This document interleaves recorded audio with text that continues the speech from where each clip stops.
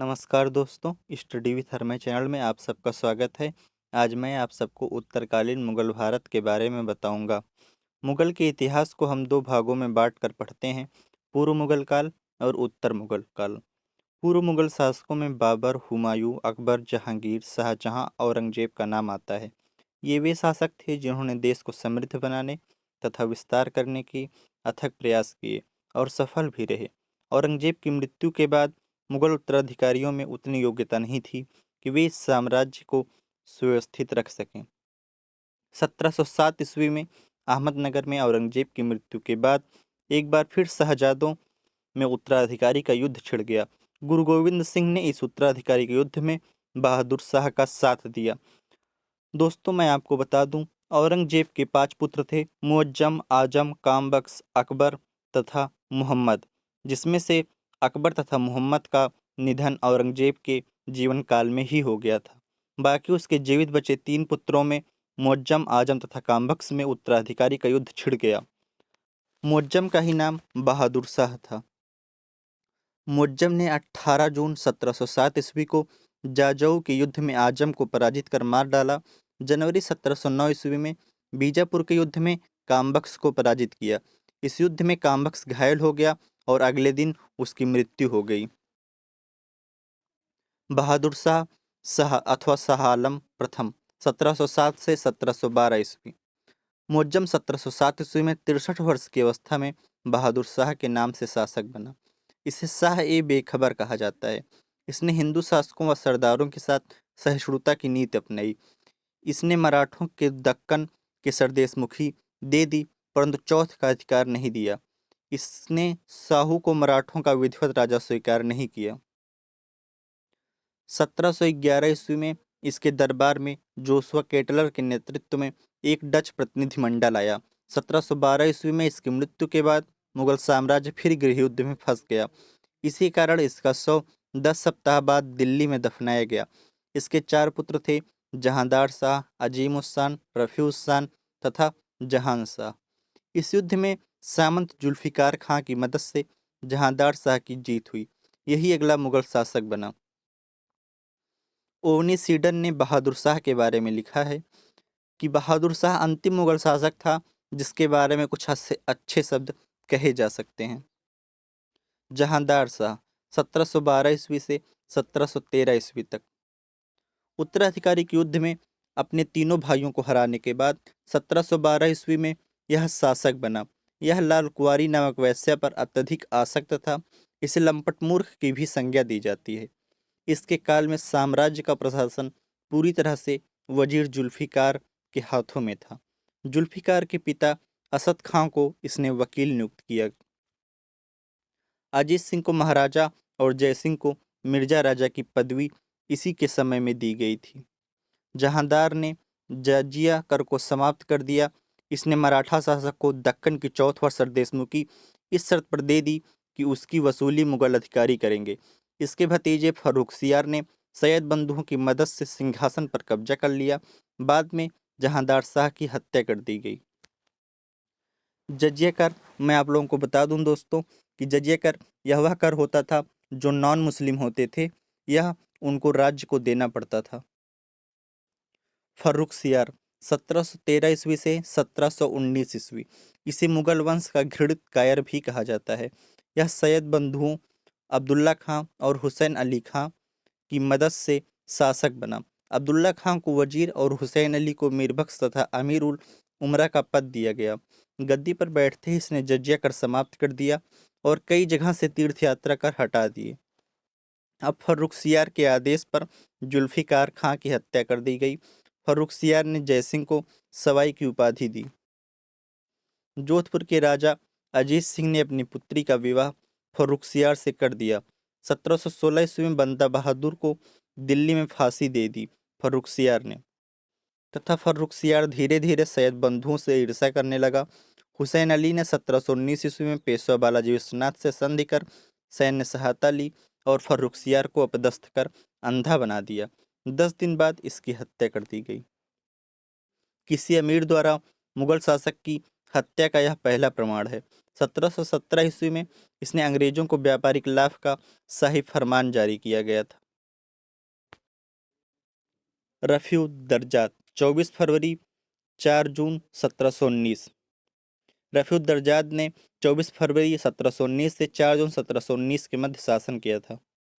सैयद बंधुओं, जिन्हें king maker भी कहा जाता है, इनकी मदद से अगला मुगल शासक रफ़ी-उस-शान का पुत्र रफ़ी-उद-दर्जात बना। यह सबसे कम समय तक शासन करने वाला मुगल शासक था। इसकी मृत्यु क्षय रोग टीबी से हो गई। रफ़ी-उद-दौला या शाहजहां द्वितीय 6 जून 17 सितंबर 1719। यह 6 जून से 17 सितंबर 1719 ईस्वी तक शासन किया था। अब सैयद बंधु ने रफ़ी-उद-दर्जात के बाद रफ़ी-उद-दौला को गद्दी पर बैठाया। इसने शाहजहां द्वितीय की उपाधि धारण की। इसी समय अजीत सिंह अपनी विधवा पुत्री को मुगल हरम से वापस ले आए और पुनः हिंदू धर्म में वापसी करा ली। यह अफीम का आदी था। इसकी मृत्यु पेचिश के कारण हो गई। मोहम्मद शाह या रोशन अख्तर 1719 ईस्वी से 1748 ईस्वी शासनकाल। अत्यंत विलासी होने के कारण इसे रंगीला भी कहा जाता है। इसके काल में सैयद बंधुओं का अंत हुआ। 9 अक्टूबर 1720 ईस्वी को हैदर बेग ने हुसैन अली खां की हत्या कर दी। इसमें मोहम्मद अमीन की महत्वपूर्ण भूमिका थी। इसी कारण मोहम्मद अमीन को अगला वजीर नियुक्त किया गया। इसी समय चिनकलीज खां उपाधि निजाम मुल्क ने 1725 ईस्वी में हैदराबाद की नींव डाली। चिनकलीज खां को निजामुल मुल्क की उपाधि मोहम्मद शाह रंगीला ने ही दिया था। सादत खां ने अवध में अपने राज्य को स्वतंत्र किया। इसी तरह राजपूताना क्षेत्र बंगाल, बिहार व उड़ीसा भी स्वतंत्र हो गए। तख्त ताउस पर बैठने वाला यह अंतिम मुगल शासक था।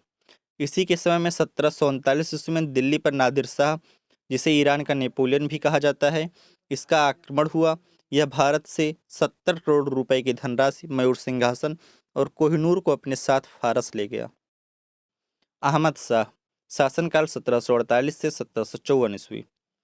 मोहम्मद शाह की मृत्यु के बाद उसका इकलौता पुत्र अहमद शाह गद्दी पर बैठा। इसका जन्म एक नर्तकी के गर्भ से हुआ था। कहा जाता है कि इसके काल में अर्थव्यवस्था इतनी चरमरा गई कि सेना को वेतन देने के लिए शाही सामान बिकने लगा।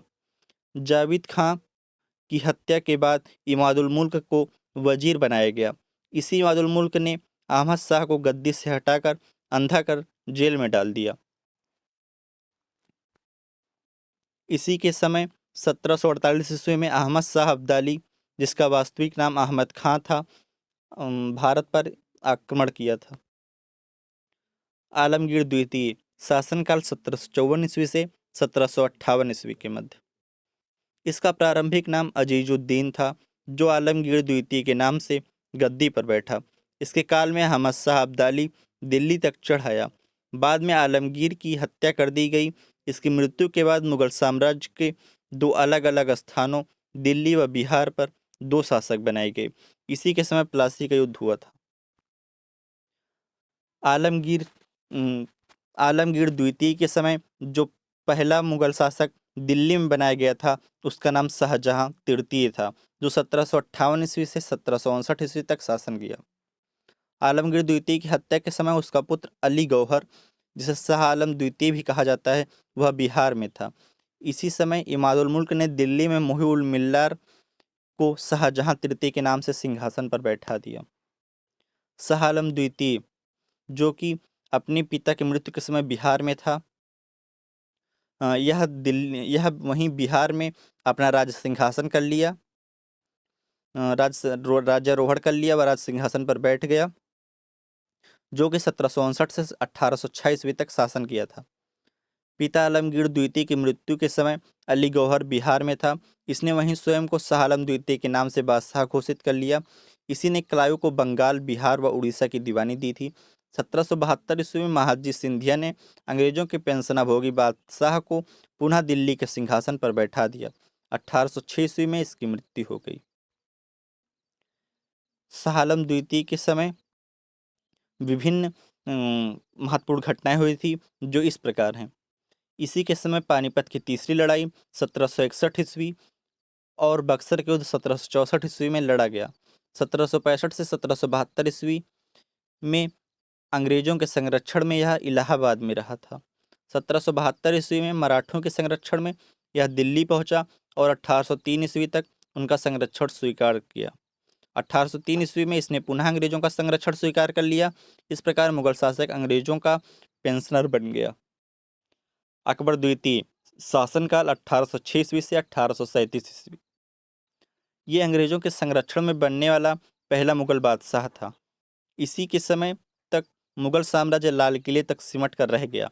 इसने राम मोहन राय को राजा की उपाधि देकर लंदन भेजा। इसी के समय 1835 ईस्वी में मुगल के सिक्के बंद हो गए।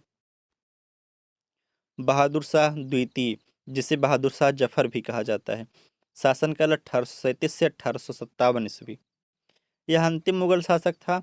यह जफर उपनाम से शायरी लिखता था, इसलिए बहादुर शाह जफर कहलाया।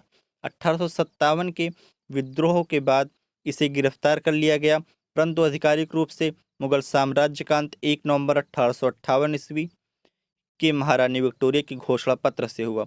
बहादुर शाह जफर को निर्वासित कर रंगून भेज दिया गया। लाल किला स्थित हीरा महल इसी ने बनवाया था। रंगून में बहादुर शाह की मृत्यु 1862 ईस्वी में हो गई।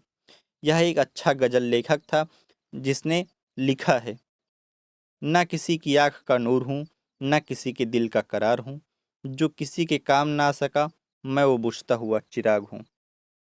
आई होप दोस्तों आपको वीडियो अच्छी लगी होगी। अगर आपको वीडियो अच्छी लगी तो वीडियो को लाइक तथा चैनल को सब्सक्राइब कर दीजिएगा। जय हिंद फ्रेंड्स।